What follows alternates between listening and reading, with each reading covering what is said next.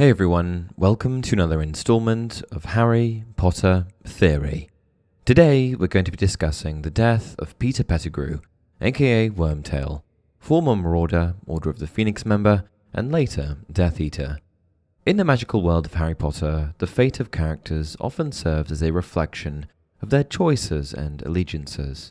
One such character, whose destiny diverges significantly between J.K. Rowling's books and the film adaptations, is Peter. Known for his cunning and treachery, Pettigrew's demise in the books is a fitting end to his character arc, emphasizing the consequences of his betrayal and disloyalty. However, in the film adaptation, his death is notably omitted, leaving his fate shrouded in ambiguity and raising questions about the impact of this choice on the story's overall message. Today, we're going to dive into a detailed comparison of Peter Pettigrew's death in the Harry Potter books and movies, exploring the significance of his character's fate and the implications of its omission from the film. Join me as we unravel the threads of Pettigrew's twisted tale and analyze the narrative choices that shaped his destiny in both mediums. When Peter Pettigrew first came to Hogwarts School of Witchcraft and Wizardry, it is said that the Sorting Hat took an entire 5 minutes before deciding to place him in Gryffindor. As we are to understand it, the Hat was wavering between Gryffindor and Slytherin, showing very early on that Pettigrew had inclination towards the characteristics most seen in students of the Green and Silver House. That later became obvious after Sirius Black revealed Peter to be a traitor and Death Eater who had framed him for Pettigrew's crimes, faked his own death, and lived as a rat for 12 years. Peter was actually quite clever, ambitious, and resourceful, the main characteristics of a Slytherin pupil. In any case, having been sorted into Gryffindor, he very obviously lacked the qualities of his fellow housemates. He was not particularly brave or courageous, and being that he was somewhat of an underdog himself, he never stood up for the little guy. After all, Peter was the somewhat overlooked member of the Gryffindor gang, the Marauders, a group of friends that consisted of James Potter, Sirius Black, Remus Lupin, and of course Peter himself. The group bonded after discovering that Lupin was both a wizard and a werewolf, forming the Marauders and going to great lengths to all secretly become animagi. That is, James, Sirius, and Peter each taught themselves how to turn into an animal at will. Peter's animagus form ended up being that of a rodent, which was actually quite fitting, eventually double-crossing the Order of the Phoenix and defecting to Lord Voldemort's service as a spy.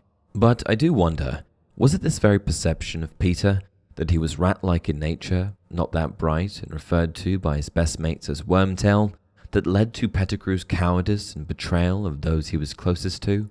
In cruel contrast, all of Pettigrew's closest friends were idolized for their popularity. James Potter was a Quidditch star, and Sirius was a handsome, bad boy type. In this environment, it must have been difficult for Peter to maintain a sense of self-worth and confidence. This brings us to Peter's decision to become a Death Eater. It's been expressed that Pettigrew double-crossed the Order of the Phoenix and all of his closest friends to follow Voldemort for one simple, cowardly, and selfish reason.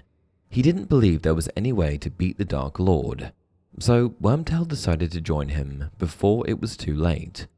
The decisions of Peter Pettigrew's character helped to offer a unique perspective on themes of loyalty, betrayal, and the consequences of one's choices. And here's where the film adaptation really messed up. By omitting Pettigrew's death from the film, the story loses a crucial moment that underscores the consequences of betrayal and disloyalty. The book version of his death serves as a poignant reminder of the price one pays for aligning with evil and the potential for redemption, even in the darkest of times. In contrast, the film's decision to leave Pettigrew's fate unresolved weakens the narrative's exploration of these themes and leaves us with a far less satisfying conclusion to his character arc. Let's dive in further and explore Peter Pettigrew's death, book versus film. Death in the books. In the 7th book, Harry Potter and the Deathly Hallows, Pettigrew meets his end during the Battle of Malfoy Manor. This event takes place when Harry, Ron, and Hermione are captured and held prisoner in the cellar of the Malfoy family's estate. Trapped in the cellar, Harry decides to use the remaining shard of a magical mirror, given to Harry by his late godfather Sirius Black, to call for help. The help came in the form of Dobby, who helped the gang form a plan to escape the cellar and save Hermione, who is being tortured by Bellatrix Lestrange.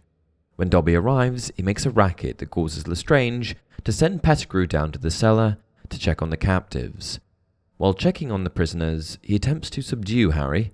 However, Pettigrew hesitates for a moment when Harry reminds him of the life debt he owes him. This life debt dates back to the events in Harry Potter and the Prisoner of Azkaban, when Harry prevented Sirius Black and Remus Lupin from killing Pettigrew. Pettigrew's momentary hesitation, a fleeting glimmer of remorse, causes his magical silver hand to sense his disloyalty. The hand, which was given to him by Voldemort as a reward for his services, turns on Pettigrew and strangles him to death. The silver fingers slackened. Harry had not expected it.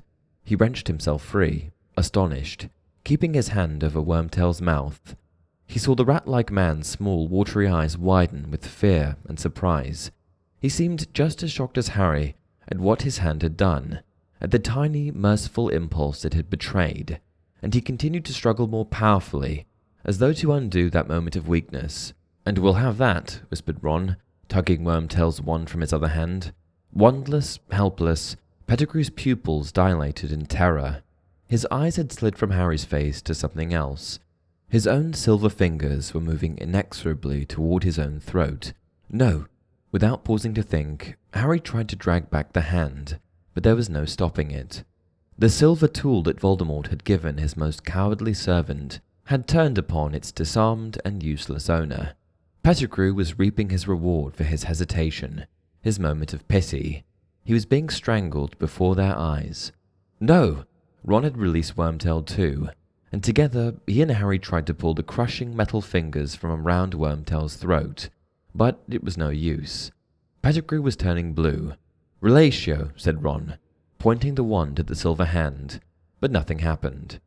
Pettigrew dropped to his knees, and at the same moment, Hermione gave a dreadful scream from overhead. Wormtail's eyes rolled upward in his purple face. He gave a last twitch and was still. In the end, Pettigrew's fate comes as a direct result of his allegiance to Voldemort, highlighting the themes of loyalty and the consequences of one's choices. This dramatic passage serves as a powerful reminder of the price one pays for aligning with dark forces. It also emphasizes the importance of loyalty and the potential for redemption, even for a character as morally compromised as Pettigrew. Death in the films, or lack thereof. In the film version of Harry Potter and the Deathly Hallows, Pettigrew's death is conspicuously absent. Instead, during the Battle of Malfoy Manor, Dobby the House Elf stuns Pettigrew, and he collapses to the ground, muttering as he falls. The film provides no further information about his fate, leaving it unresolved and open to interpretation. Based on the film alone, it's almost as if Peter never died. The best clue that Pettigrew has in fact died is that he's no longer in the films following his fall. Implications of the omission.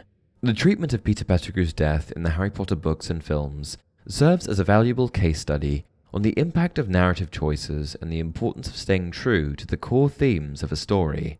While the book version of Pettigrew's demise provides a fitting end to his character arc and reinforces the consequences of betrayal, the film adaptation's omission of this event leaves a gap in the story. The fate of Pettigrew in the film just wasn't satisfying. Why? The next question I have on this topic is why? Why go through the trouble of altering such an important scene? Why purposely fail to give viewers closure on a character that's been featured in the majority of the books and films? The explanation is simple, but in my view, inadequate. Pettigrew's book death was simply deemed too frightening for younger filmgoers. While I appreciate the efforts of filmmakers to be mindful of a younger audience, this answer also doesn't entirely make sense to me. This was the last book, and up until this point the films had already begun their plunge into darkness. In fact, I'd argue that the gruesome sight of Charity Burbage, suspended and contorted mid-air above a table full of Death Eaters, was much darker than Pettigrew's death. By trying to protect younger viewers, filmmakers did a disservice to the story arc for Harry and Wormtail, neglecting to include a moment that was set up as far back as Prisoner of Azkaban, when Harry chose to stop Sirius Black from killing Pettigrew and allowed him to live. In conclusion, the book version of Peter Pettigrew's death serves as a much more fitting end to his character arc, emphasizing the consequences of his betrayal and disloyalty. The film adaptation, by contrast, leaves his fate entirely unresolved, leaving the viewer with an intense feeling of dissatisfaction. What do you think? Should Peter's death have been included in the Harry Potter films? Was the omission of this important scene a problem for you? Leave a comment down below. Also, if you enjoy the content, please be sure to like the video and subscribe to the channel. Until next time, remember, it does not do to dwell on dreams and forget to live.